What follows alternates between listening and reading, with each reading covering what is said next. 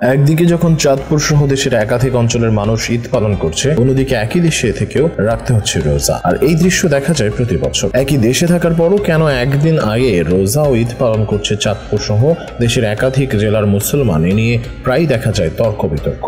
আর এই সমস্যার সমাধানে একই দিনে রোজা ও ঈদ পালনের দাবি জানিয়েছেন অনেকে। তবে আদৌ কি একই দিনে রোজা ও ঈদ পালন সম্ভব কিনা, এ নিয়েও ধোঁয়াশা সৃষ্টি হয়েছে সাধারণ মানুষের মনে। বিশ্বব্যাপী একই দিনে রোজা ও ঈদ পালনের উপায় খুঁজতে বলেছেন বিএনপির ভারপ্রাপ্ত চেয়ারম্যান তারেক জিয়া। তারেক জিয়ার এমন মন্তব্যের পর থেকেই রোজা ও ঈদের দিন তারিখ নিয়ে চলছে আলোচনা।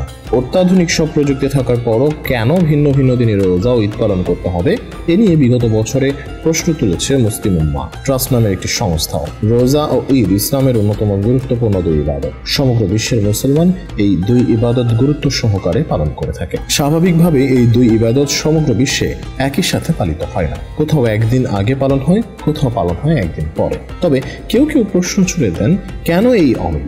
সমগ্র বিশ্বের সব দেশের মুসলমানরা কেন একসাথে এই দুই ইবাদত পালন করতে পারে না? বিশেষজ্ঞদের মধ্যে এই বিশ্বের পরিমণ্ডলে একই সময় কোথাও দিন হয়, আবার কোথাও হয় রাত। কোথাও বিকেল হলে অন্য জায়গায় ঠিক একই সময় দেখা যায় সন্ধ্যা। কোথাও শীত হলে অন্যখানে দেখা যায় গরম। তাই যেভাবে 5 ওয়াক্ত নামাজ সারা বিশ্বের মানুষ একই সাথে পালন করতে পারে না, বরং ভিন্ন ভিন্ন সময় আদায় করে থাকে, তদ্রূপ রোজা ও ঈদও নিজ নিজ অঞ্চলে চাঁদ দেখার সাপেক্ষে পালন করে থাকে মুসলমানরা। এদিকে মুসলিম উম্মাহ ট্রাস্টের আয়োজিত এক সেমিনারে বলা হয়, বিশ্বের এক প্রান্তে চাঁদ দেখা গেলে তারা ঈদ পালন করে, আর যেসব অঞ্চলে চাঁদ দেখা যায়নি বলে একসঙ্গে ঈদ পালন করা হয় না। এটা অত্যন্ত লজ্জার এবং অজ্ঞতা। এমন কাজ শুধু উম্মাহর ঐক্যকে প্রশ্নবিদ্ধ করে না, বরং মুসলমানদের জ্ঞান বিজ্ঞানের উন্নতির দাবিকে উপহাস করে। আকাশে একটি চাঁদ, তাই শুধু পার্শ্ববর্তী দেশ নয়, যে কোনো দেশেই নতুন চাঁদ ওঠার অর্থ চন্দ্রমাস শুরু হয়ে গেছে।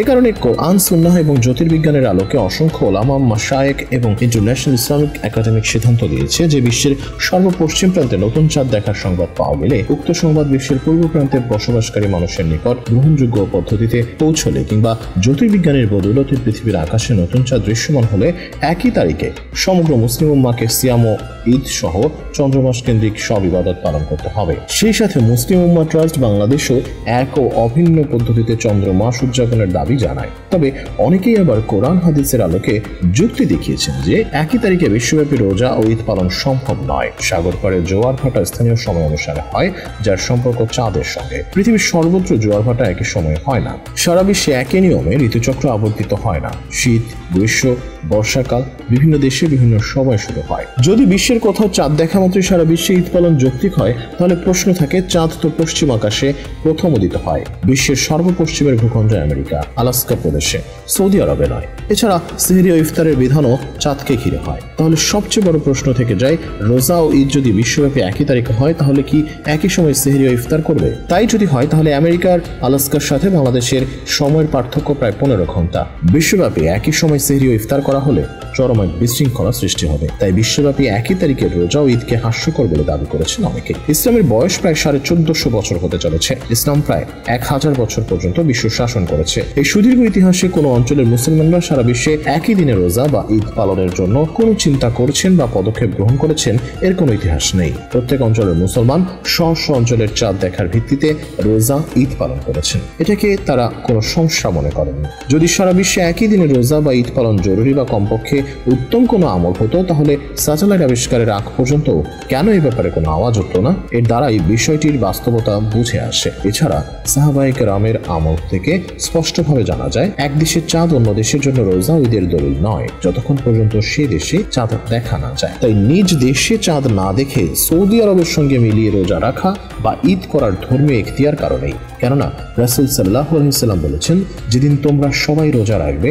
সেদিনই রোজা, যেদিন তোমরা সবাই রোজা ভঙ্গ করো সেদিনই হচ্ছে ঈদ উল ফিতর, এবং যেদিন তোমরা সবাই কুরবানি করো সেদিনই হচ্ছে কুরবানি। চলুন এবার দেখে নেওয়া যাক একই দিনে রোজা সম্পর্কে কোরআন কি বলে। রোজা পালনের নিয়ম সম্পর্কে সূরা বাকারার 187 নম্বর আয়াতে আল্লাহ তাআলা বলেন, আহার করো ও পান করো যতক্ষণ না ফজরের সাদা রেখা কাল রেখা থেকে স্পষ্ট হয়, অতঃপর রাত পর্যন্ত সিয়াম পূর্ণ করো। এখানে দেখা যায় সেহরি ও ইফতারের বিধান চাঁদকে কেন্দ্র করে। তাহলে এটা বলার সুযোগ নেই 187 নম্বর আয়াত সূর্যের সঙ্গে সম্পৃক্ত। যদি তাই হয় তাহলে প্রশ্ন থাকে, মানুষ কি রোজা শুরু করবে অন্য দেশের চাঁদ উদয়ের খবরে, আর সাহারি ও ইফতারি করবে স্থানীয় সময় অনুযায়ী? এটা হতে পারে না।